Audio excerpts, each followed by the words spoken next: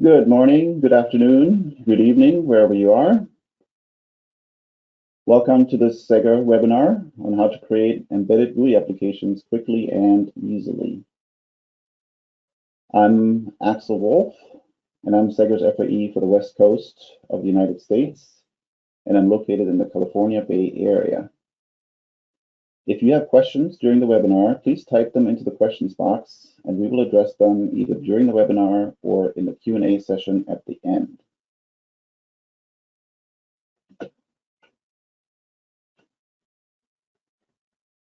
Okay, so this is the agenda for the next hour or so. First, I'll do a really quick introduction to SEGGER as a company, followed by a really quick introduction to mwin, our graphics library, and AppWizard, our GUI design tool. And then the majority of the time I would like to spend on actually showing you a live demo of the AppWizard and show you how that works. After that, we'll take a quick look at the AppWizard and mwin APIs, and then just a quick summary, and then we can take care of any questions that might still be unanswered. So just in case you're not so familiar with SEGGER, we're a global company focusing on embedded systems. The company was founded in 1992, and the headquarters is in Germany, near Düsseldorf. We also have offices in the US, in Boston, in the Massachusetts, Boston area, and then also in Silicon Valley, where I'm located in California. And we just last week opened up our office in China, in Shanghai. So we're branching out over there. Plus, we have worldwide distribution of our products as well. The product categories, those are the four main categories of products that we do. We do embedded software, so that's everything that goes onto the target. We have software tools, which help you develop your application. We do debug probes. You've probably heard of SEGGER J-Link before, very common debug probe. And then we also have our line of Flasher production tools. So just a really quick overview of the various embedded software products that we have, which are typical for an embedded application. You might need a real-time operating system running your application, and you also might need a safety certified version of that, which we offer. You probably need a file system. You probably, if you have an IoT application, you need all kinds of networking stacks. So we offer all the necessary software for that, like TCP/IP stacks, SSL, web server, and so forth. Then we also have USB stacks. We have a USB device stack, a USB host stack for USB communication. There's also other bus systems that we offer, like Modbus. Security obviously is a big concern these days, so we have mSecure, that's our digital signature suite, and we have mCrypt, that's our encryption library. You probably need a bootloader on your system and maybe some compression. And obviously graphics is a very, very important part, and that's what we're focusing on today. So mwin is our graphics library. And then on your host machine, you have various tools to develop your application, like Embedded Studio, which is our IDE. Ozone is our standalone debugger, and then System View is our analysis and recording tool. And you probably, if you're using graphics and using mwin, you might have AppWizard running on your host as well. So really quick introduction to mwin and AppWizard. So mwin is our graphics library, and we've been developing this in its current form for over 10 years. So it's very mature. It is optimized for microcontroller-based systems, so we definitely take care that we are careful with resources like memory. It's simple to configure and integrate. You have, especially with the GUI design tool, AppWizard, that we'll focus on in this webinar. There's some other visualization and debug tools that are available. mwin offers multi-layer support in both software and hardware. Also does automatic multiple buffering. We offer VNC server that runs on Windows, Mac, or Linux. And we pretty much support all different display types that are out there. You can use internationalization support. So we offer support for different languages and different scripts. And when applicable, mwin also uses the hardware acceleration of the target MCU that you're running on. So mwin is very, very flexible. So that also means that in terms of target application, you will find it in all kinds of different sectors of the industry, some of which you see here. So it's very, very popular, and it's been, like I said, around for over 10 years. And that's actually made it kind of a de facto standard in embedded graphics. And you see the list of companies here that actually we have an agreement with. So if you're working with a microcontroller from any of these companies, you maybe already have access to mwin as part of the SDK or software development environment that these companies offer. So that might be worth checking out for you. So let's switch over to AppWizard. So that's our new GUI design tool for mwin. So that's a powerful tool that allows you to create complete and ready-to-run applications for mwin using an easy WYSIWYG editor. So what you see is what you get. And we just got an award for AppWizard from Design and Electronic Magazine in Germany for the development software category as Innovator of the Year. So we're pretty proud of that. So AppWizard supports all of mwin's core features, like the mwin widgets, the animations, language management, and so forth. It helps you manage all your resources, like fonts and images, multilingual text.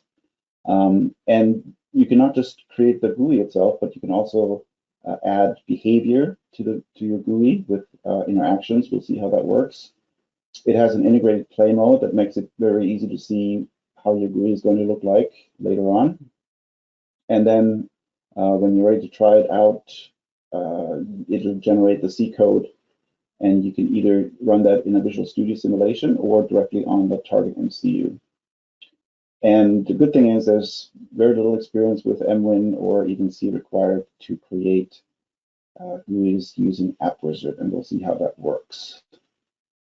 So how do AppWizard and mwin actually work together? So mwin, like I said, is the graphics library, and it has obviously a bunch of C and header files that make up the library.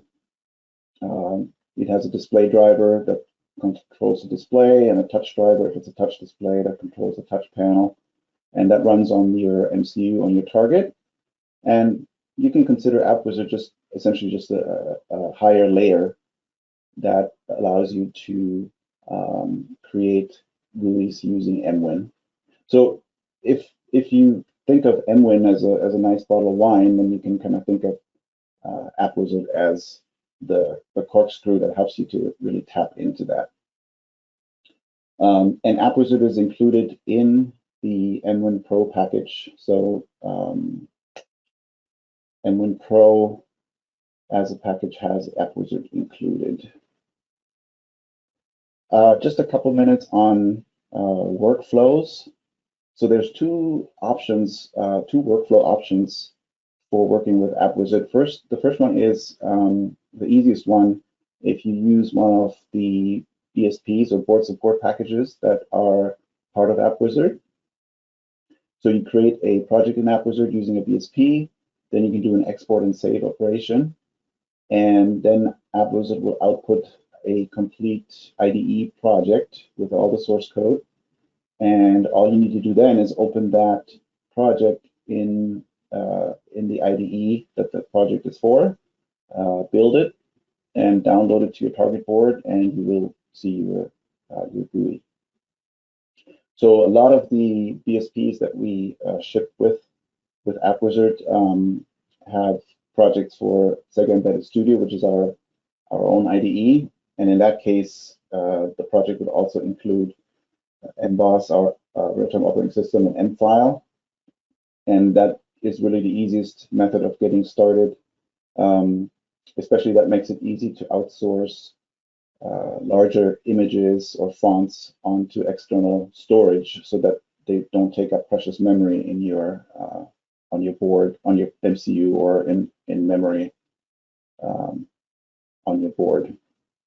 But of course, there's another option. You don't need to use a BSP.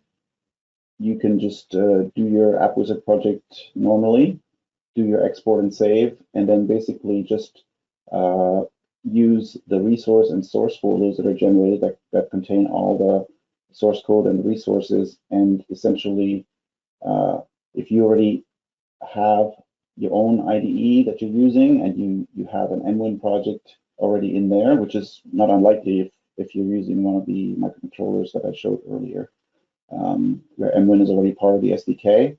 So if you already have an mwin project, you just include the source and resource folders into that project, and then again you can just build and download, and you will have your GUI on the target board.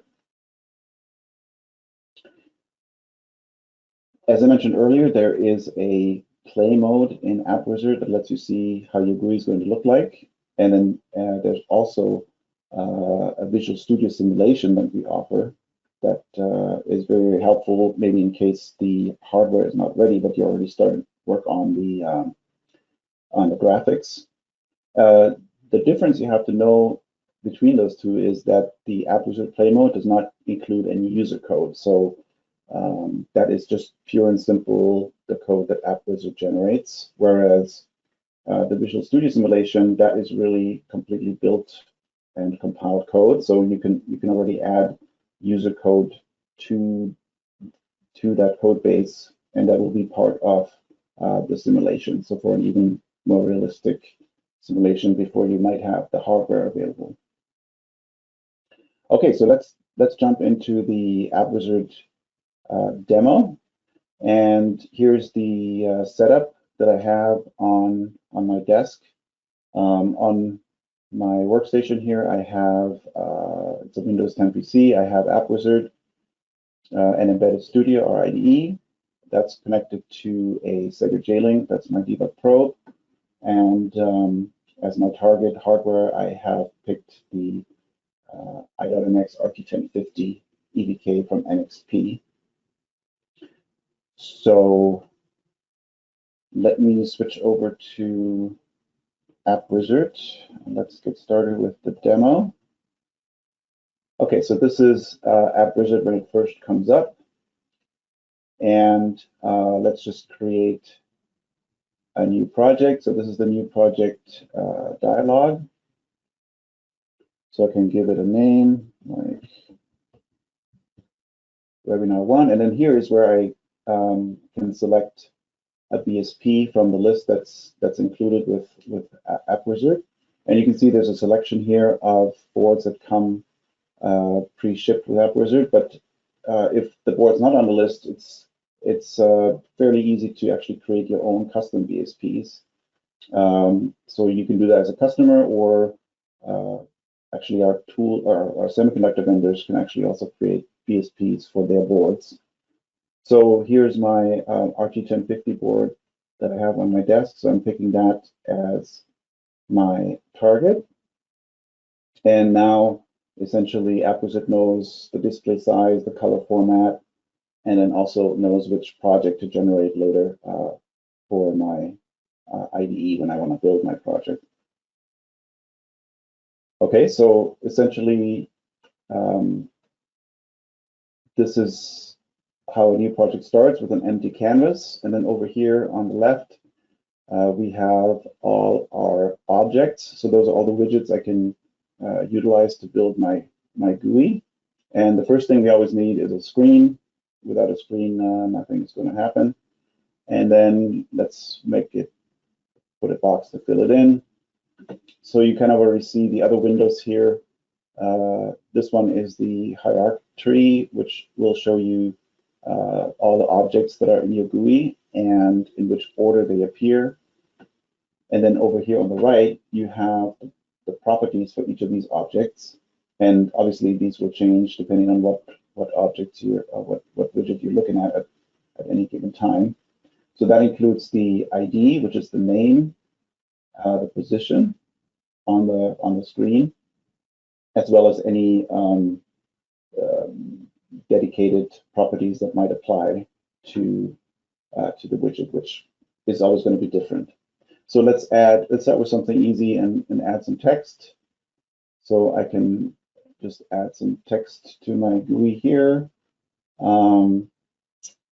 The first time I add some text, I need to actually add a new language because, as I mentioned, AppWizard can handle multiple languages. So let's put English as a language, and I can add some text.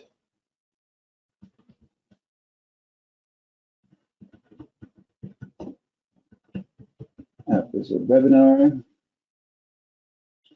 Okay, and then we can put that in a different font. So here's the dialog that lets you choose the font for your text. And AppWizard ships with a few font examples, but it's very easy to create a new font. I can show you how that works. Basically, any font you have on your system, you can convert into an mwin font, and you can directly use in your system. So let's pick one. How about this one?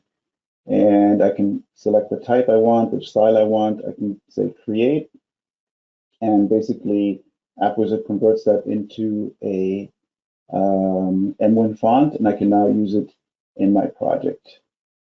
So I can select that, and basically this is a new font we just imported, and this is my text.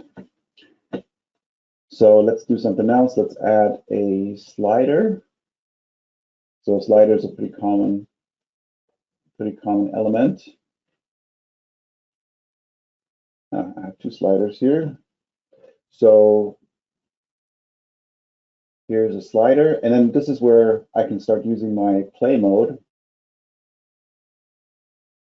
So here is our play mode, and I can see how my slider is working.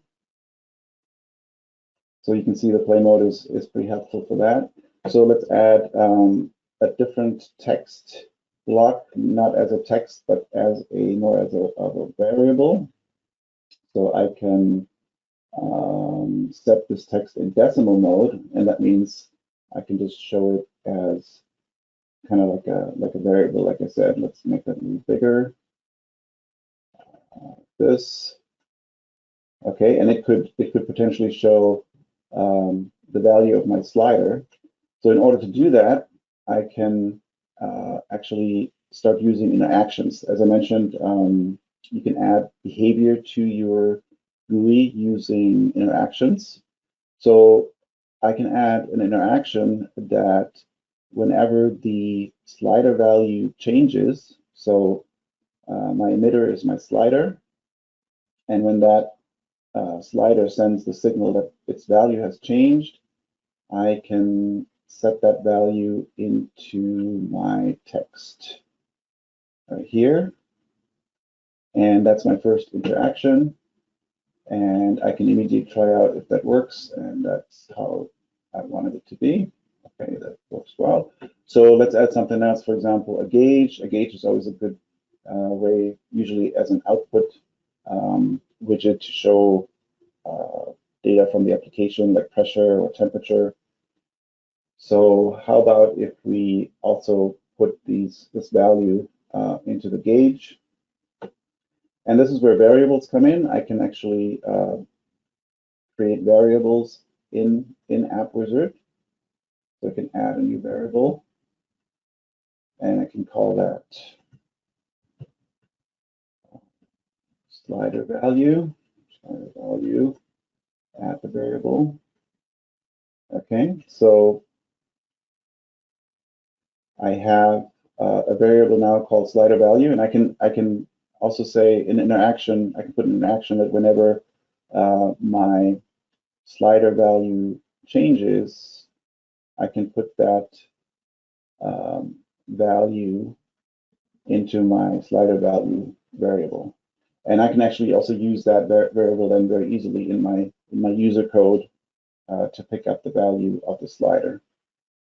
So now I can say whenever the variable with the slider value changes, when that changes, I want to stick that value into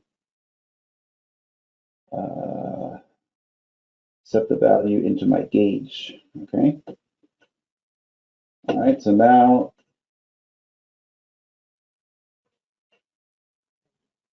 we can see if I move my slider, my gauge moves as well.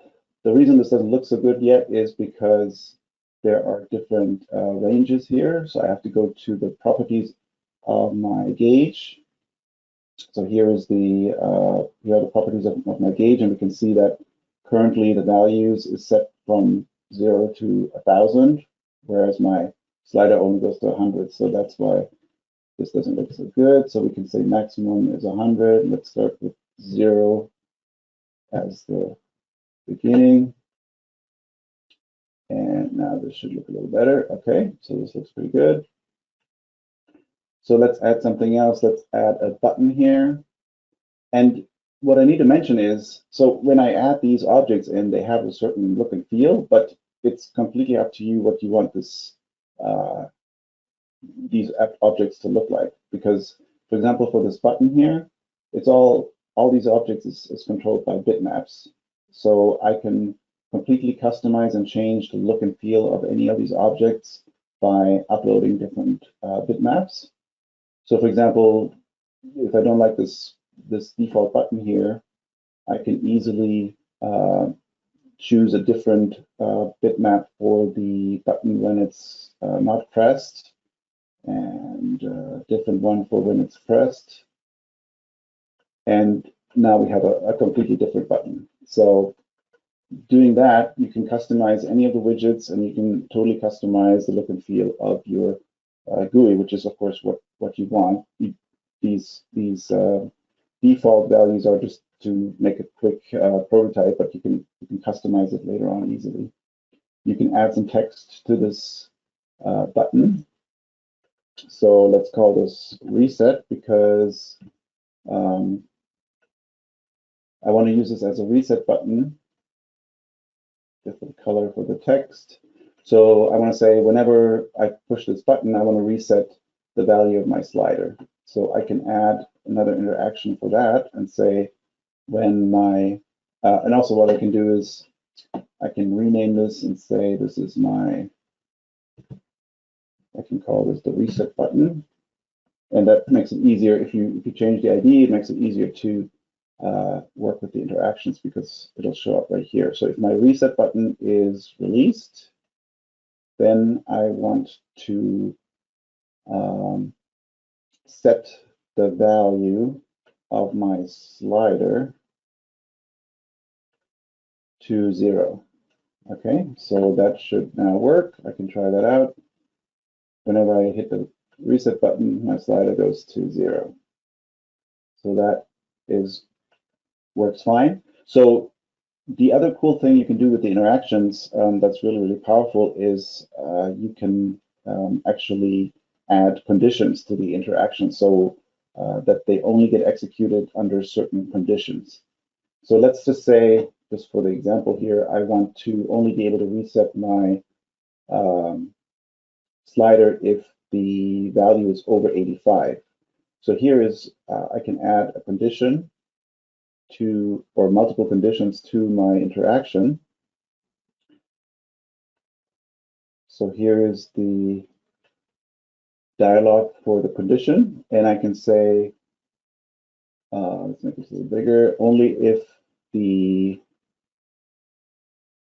slider value is over a constant of 85, only then do I want to execute this interaction. So this is the first comparison. I can add any number of comparisons or conditions, or actually comparisons to it. And then I get a term up here that I can connect with logic, and I can create pretty complex logic for, and only if this term up here is true, then the interaction will get executed. Okay, so let's add that.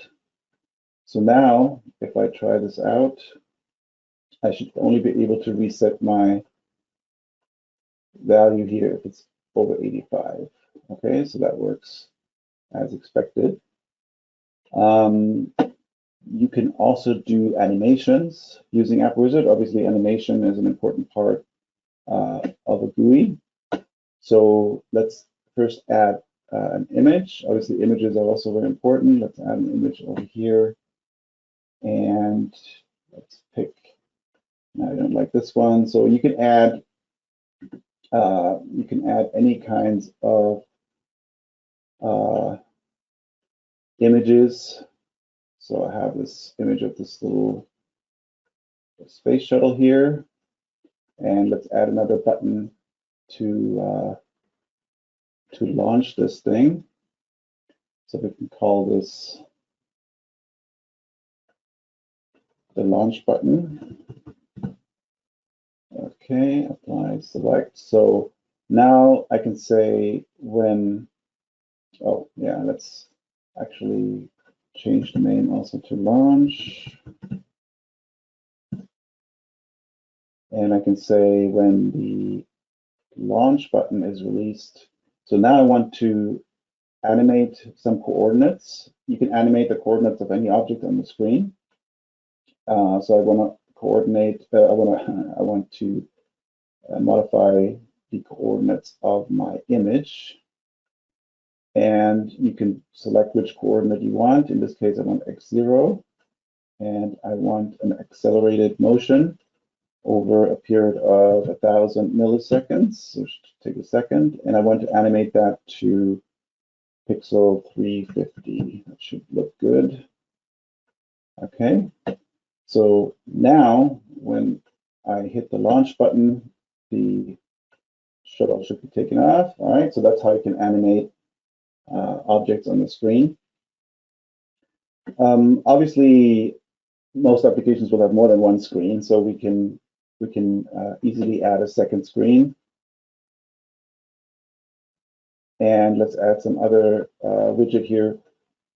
We have a very nice widget that is a complete keyboard. So more and more applications, you have to enter text or numbers. So we made it easy by creating a keyboard widget.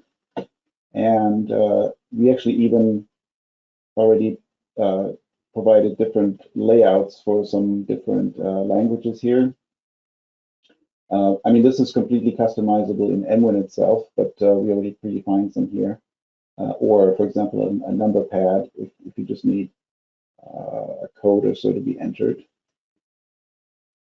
So let's go back to just the regular keyboard, English. And let's add a edit widget. So this would be the text box that users would be putting their text in. And we can try this out again right away. Of course, now we have another problem is that we have a second screen, but we don't have a way to actually get to it. So let me show you how to add motion to your screens. It's pretty easy to add motions to switch between these two screens. So I can say for screen 0, I can add horizontal motion, and I want my right partner to be my second screen. And for the second screen I can add motion, and my left partner should be my first screen. Okay. And then basically this is how we easily added screen transitions. And now I can get to my second screen, and I can try out my keyboard widget here. Okay, that's good. Just a couple more things. Maybe you need a QR code. You can directly set the text here for a QR code. So if I set the text here to SEGGER.com,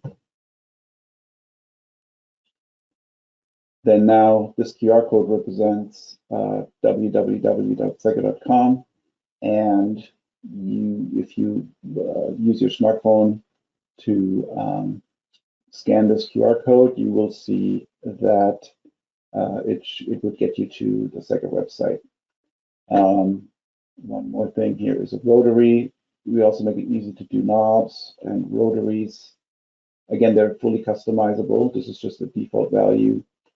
You can easily add knobs or rotational elements to your GUI. So I think you get the idea how you're building your GUI using AppWizard. And then once you have a certain reach a certain phase, you can do the export and save, and that generates all the necessary C code and the simulation. So, for example, if we wanted to now look at this in the Visual Studio simulation, I could directly say start simulation, and that will bring up Visual Studio. Obviously, you need to, that has to be separately installed. But once you set that up, you can just simply build your solution. And again, if I added user code, this would also be part of this build. And I can then directly start debugging in my GUI in Windows simulation if I don't yet have my target hardware available. And it behaves exactly like it will later on the screen, because, well, it is real mwin code, and so it will behave exactly on the target, behave exactly like that later on as well. So that's pretty convenient if you don't have the hardware yet. But of course, if you do have the hardware, the better thing is to directly see it on the screen. And let's try that. So for that, I will switch over to Embedded Studio, which is our IDE. And I can just go to the directory where my project is. I can open that project from here. So this is the webinar folder, webinar 1. So this is what AppWizard just generated. The resource and source folders have all the information about the GUI. The simulation we already saw. And target is really for the running it on the target. So under here is my project for Embedded Studio, IDE. So I can open that, and here's my complete application, including Emboss, the RTOS, and also the file system if I needed it later on. And I can directly go and build this. So I'm building my project. This takes a few seconds to complete. And after it's built successfully, I can actually start a debug session. And the J-link that is connected to my board is programming the board, verifying that everything is done correctly. And once we are up and running, I can start my code, and then I can actually show you. I have a little camera here that is showing the board, and as you can see, it's the exact GUI that we just built, including the keyboard, the rotary, everything. So that was fairly easy to get that first GUI onto the screen. Okay. So these are that was of course a pretty simple example because the amount of time we have, but let me actually show you a little more complex example. Let's save this again and open up a different one, like a little temperature control. So this is a little thermostat that I made completely in AppWizard with different objects and different interactions. So obviously here's a rotary, and then there's buttons that let you set the temperature in the various rooms. And again, this is complete AppWizard code. There's actually no user code in this. So we could actually also do an export and save on this, and then go back to my IDE, and let's close this one, close solution. I can open this temperature control. Yep, that was from yesterday, but that's still fine. I just rebuilt it. And we can actually get that on our screen pretty easily, just to show you something different. So again, we're reprogramming the board, verifying everything's good.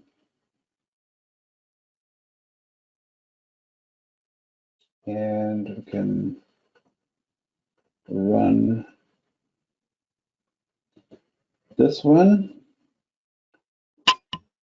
And now we have our little thermostat GUI on the screen here. And essentially, this is how you can do that easily with your own GUI as well. All right, we can stop this. Just one more example I want to show you. Something that has a little more animation in it. So I have this weather forecast. So this is a little weather forecast that has a bunch of interactions and some objects. And you can see this one also is complete AppWizard code, and it has some nice animations for the icons and such.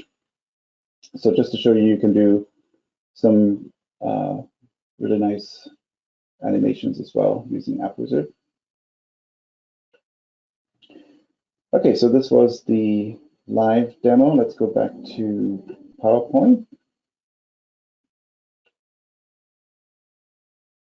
So just a couple of minutes on the mwin and AppWizard APIs. That's the main way you actually interact with AppWizard and mwin from your user code.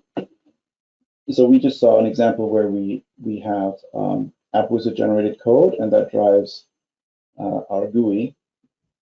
But obviously, at some point, you have to connect that code to your user code because there's a lot more going on in the application than just the GUI. So the best way to connect that is using the AppWizard API. So you can make API calls from your user code to the AppWizard generated code and control things on the GUI. Or if it's a request for a value or something else, depending on the API call, you might have a return value that will be passed back to user code. But the other thing I want to mention is that you still have complete control from your user code directly over the GUI as well. So you can make mwin API calls at any time to manipulate the GUI directly from the user code and get return values if that is applicable. So you can do it both ways essentially.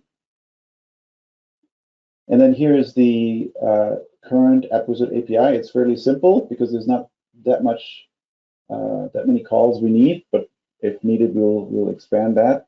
So for example, there's a function to get some text that was probably that, for example, somebody entered into a edit box like we did earlier, and you can collect that text and use it in your user code, or you can set the text of a text window from your user code if you want to change that. You can get a certain value of an object like a slider, and you can directly get that and use it in your code. Or, for example, you can set a value. So if you have an output object like a progress bar or a gauge, then you can control the value with the set value function. And then I showed you that you can have variables in AppWizard, so you can get a variable or set a variable also using these API calls. And then depending on the call you make, there might be a return value, like the variable is being returned or the text is being returned. So the mwin API, I'm not able to show you here because it's pretty extensive. And if you want to read up on that, you can look that up in the mwin user guide. So definitely we could have a whole webinar just about the mwin API. So I'm just going to give you that reference here.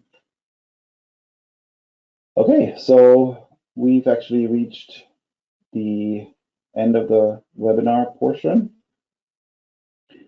Just a quick summary. So we saw how we can use AppWizard to generate mwin applications that are complete and ready to run.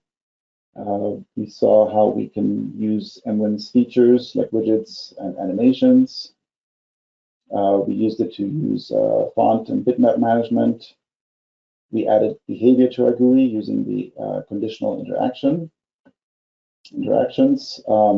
Then you saw how easy the play mode makes it to do some testing. And we also saw how we can export the GUI code to use in a simulation, Visual Studio simulation, or we also directly ran it on the target. And like I mentioned, you can create custom BSPs for any board or any IDE. So you could do that as a customer, or you can our silicon partners like ST, NXP, Infineon, and so forth. They can create AppWizard BSPs for their own boards or their own IDEs. And we saw that you need little to no experience with mwin or even C to start working on these GUIs, because sometimes, or quite often actually, the GUI is created not by the software engineers. There's maybe a graphics team that works on that. And having a tool like AppWizard definitely speeds up that process of creating this GUI, and then when it's in a certain state, then passing it on to the software engineers rather than too soon, and you have like many iterations going back and forth between the engineers and the graphics people. So AppWizard can shorten that time period.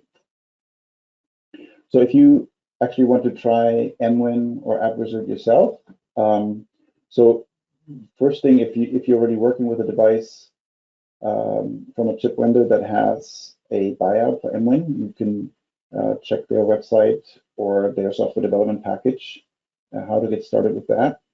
Another option is we have a evaluate our software section on our website, and we have eval software packages on there, and a lot of them also include mwin, so you can see if you're using an eval board that we have a package for. Or you can also download a free trial version of mwin from this URL, segger.com/downloads/mwin. And at the same spot, there's also a free trial version of AppWizard. So you can download mwin and AppWizard from our website to give it a try. There's some additional resources I would like to draw your attention to. We have our mwin webpage, where you can also find the downloads that has good information about mwin, as well as link to the mwin user manual.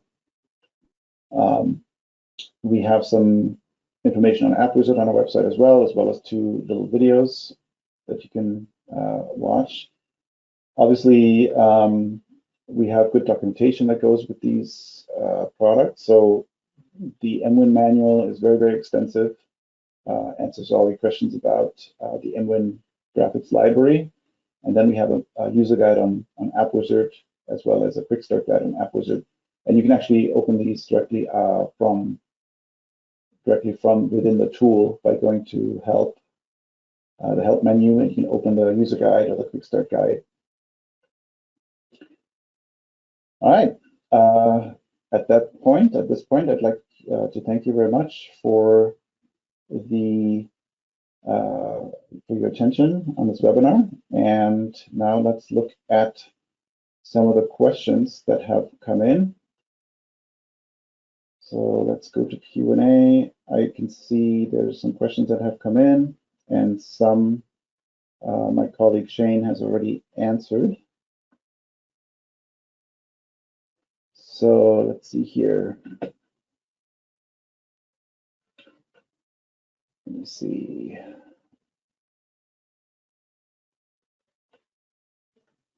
There's a question, how do you identify the object in the AppWizard functions via the ID? Yes, exactly. So that is how you can identify it. Any AppWizard object has an ID, and you can directly reference those IDs in your user code when you do a API call. So when you, for example,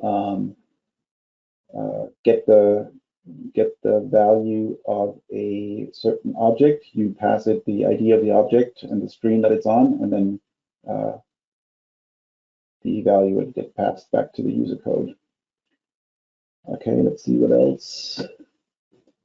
Is it object-oriented C++ code that is created by AppWizard or plain C? So currently, AppWizard creates plain C code. It's not C++ code, it's plain C. There's another question. If you compare an AppWizard application with hand-coded application, is there a big difference in respect to code size? Well, that is a good question. Oh, code size, performance, footprint, and such. Well, I would think that code size is probably a little bigger, just because of the generated code. I mean, you can always optimize code better when it's hand optimized, but again, we usually try to be very conscientious of resources. So we're, even with the AppWizard created code, we try to not load it too much. Let's see, there's another question. Does mwin GUI editor have any knowledge of the touchscreen controller? I didn't see how you set up the touchscreen. Was that already set up in your project? Yes. So you definitely need, in the project that got created, there is definitely information about the touchscreen in there. And if you have your own IDE with your with an mwin project, you definitely need to take care of the touchscreen controller and set that up. That is something you have to take care of. Here's a question of what is the difference to GUI builder? That's a good question. So in the past, or we do have a tool called GUI builder for mwin as well, but that tool is very, very old by now. And instead of revamping this tool, we decided to build a new tool from the ground up. So basically, GUI builder is deprecated at this point. We're not improving it anymore. So all the work currently is definitely going into improving AppWizard. Okay, let's see what else we have. Is it advisable to apply manual changes to the generated code? Okay, so that is a very good question. I did not really have the time to go into that, but basically, I can probably show that real quick. We have a few more minutes. So in my code here, in the application code, let me show you how that is. So there's the custom code here, and for every screen that you generate, there is a slot file. I can open that. Yeah. So, and basically these slots here is code that gets created when you create interactions, and you can add your own code here to these slots, and basically then whenever that interaction happens in the GUI, then whatever interaction you put in AppWizard will get executed, and also whatever additional code you put into these slot files. And obviously those get preserved, so you can always go back to AppWizard, add another screen or make changes and regenerate the code, and that will not affect user code that you added to these. And actually, interestingly enough, if you're really an advanced user, you can actually add user code right here in AppWizard that should go along with an interaction. And if I type some code into here, into that interaction, then that will travel through, and I will also see that in my IDE, because it's essentially I'm editing the same spot. And conversely, if you add user code in your IDE, which is a little easier because you have the code completion and you have the coloring and everything, but if you add user code, you can also you will be able to see that here. There's another spot where you can add user code. For example, we give you this applications.c and applications.h file. So this is a good spot where you can actually add some application code on your own, and obviously that will also that's completely up to the user to manage. AppWizard will not touch that. So we gave you this kind of starting point, and obviously you can add as many other source files and header files as you need to build up your application. Okay, so let's look at some more questions here. Let's see. I think,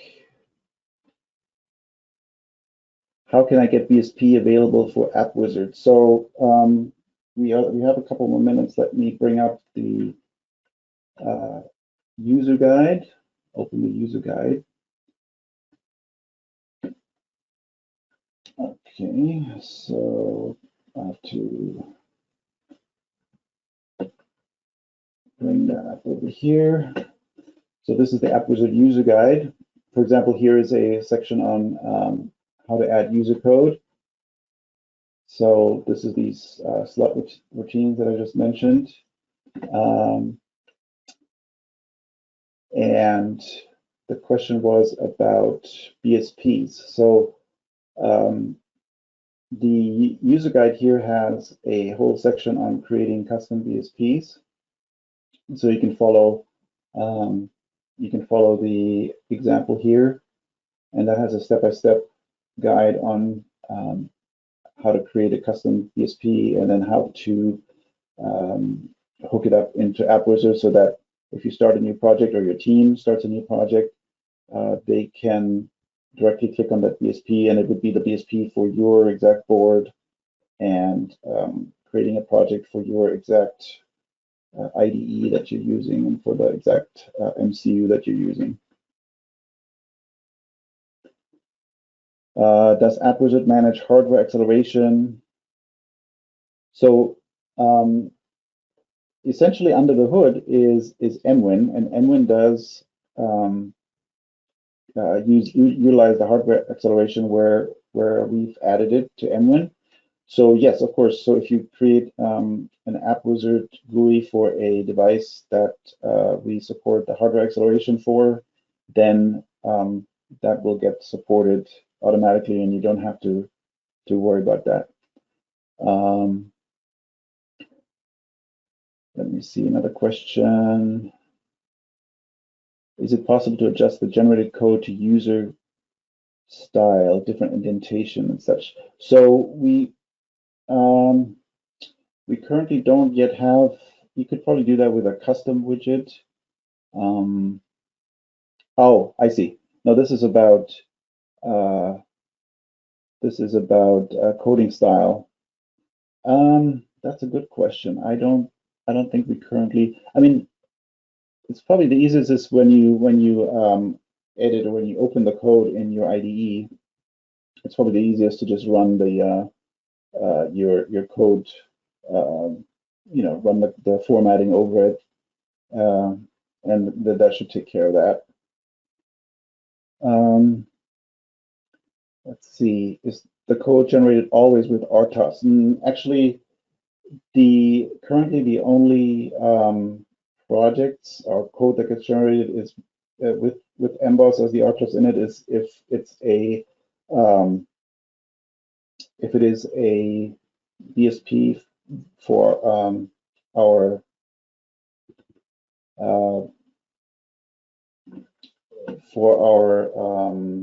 Embedded Studio IDE. If you have if you do your custom BSP, then there would be no emboss RTOS in there. And also, what you have to notice is that if you end up using emboss or nfile, the file system in a custom or in a commercial application, you would actually need separate licenses from SEGGER for mwin or for emboss before you can use that in a commercial application.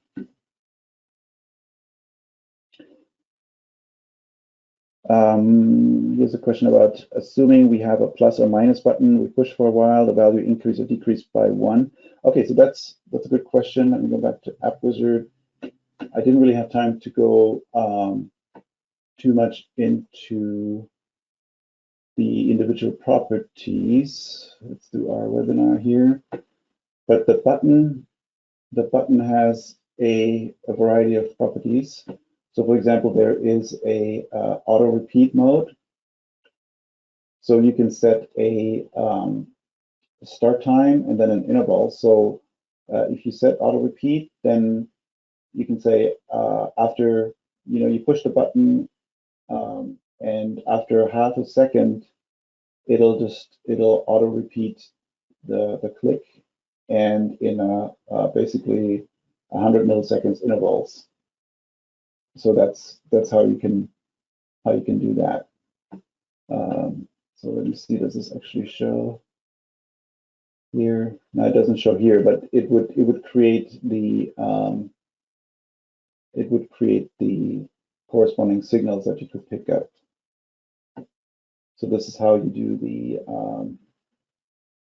auto repeat. Also with the you can control that in the keyboard. There's our keyboard. You have the for example, for the backspace, you have the same thing.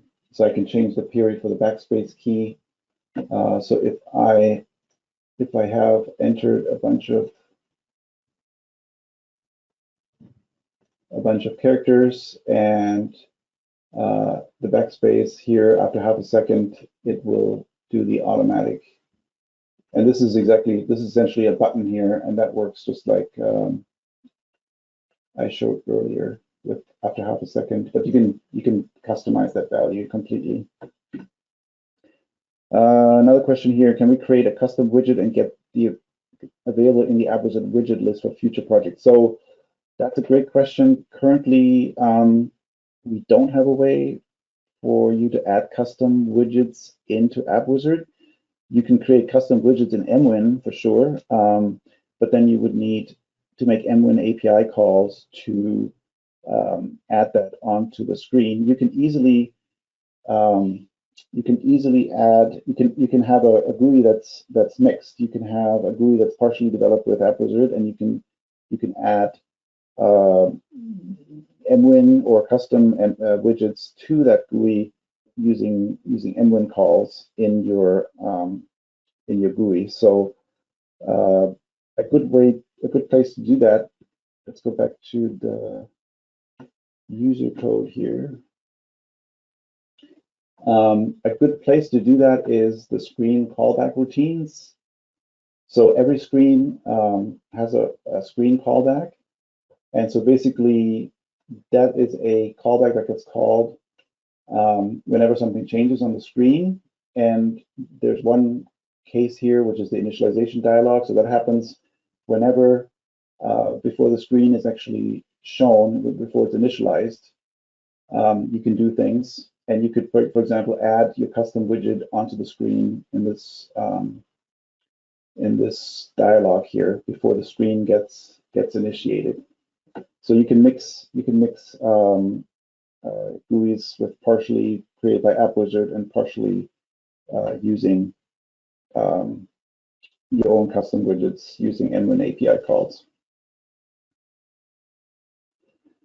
Okay, so I think I covered most of the questions. If you still have questions, feel free to email me at axel.wolf@segger.com, and I'm happy to take your questions offline. We're a little over time now, so I'd like to close the webinar. Thank you so much for attending.